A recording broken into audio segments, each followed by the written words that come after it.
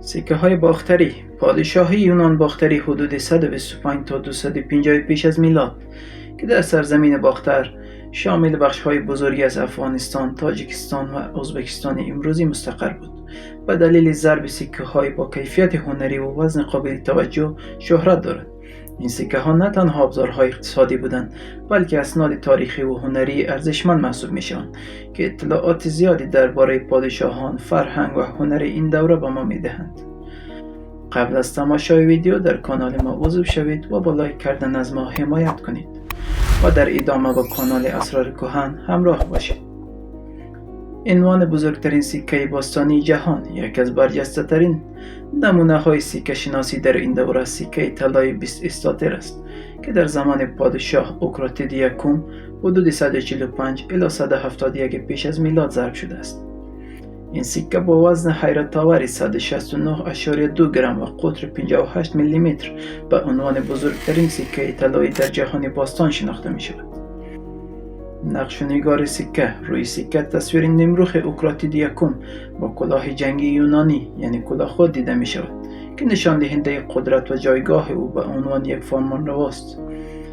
پشت سکه نقشه لئوس پسران زئوس با نامهای کاستور و پولوکوس دیده می شود.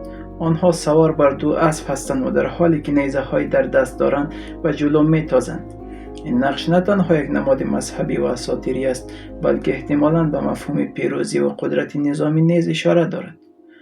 همچنین جمله از شاه بزرگ اوکراتید و خط یونانی روی سکه حک شده است. اهمیت سکه های یونان باختری ارزش هنری سکه های یونان باختری به دلیل ظرافت و دقت در طراحی از زیباترین سکه های ضرب شده دوران باستان در آسیای مرکزی محسوب می شوند.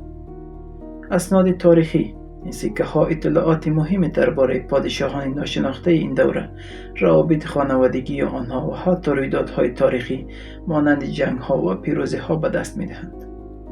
اهمیت اقتصادی ضرب سکه های با این وزن و ابعاد نشان دهنده ثروت و رونق اقتصادی پادشاهی یونانی باختری است که به عنوان یکی از ثروتمندترین حکومت‌های شرق شناخته می شود. تأثیرات فرهنگی این سکه ها تأثیرات فرهنگی یونانی را با فرهنگ بومی محلی در منطقه باختر ترکیب کرده و نمونه از تلفیق فرهنگی هستند و برخی سکه ها حتی دارای نوشته های با 2 زبان یونانی و پراکریتی یعنی خط کهرشتی بودند که نشان دهنده تعاملات فرهنگی با مناطق تحت نفوذ هند آن زمان است. در مجموع سکه های یونانی باختری به ویژه سکه طلایی عظیم اوکراتید یکم تنها اشیای باستانی نیستند بلکه میراث گرانبها از تاریخ، هنر و قدرت یک پادشاهی بزرگ در قلب آسیا با مرکزیت بلخ محسوب می شوند.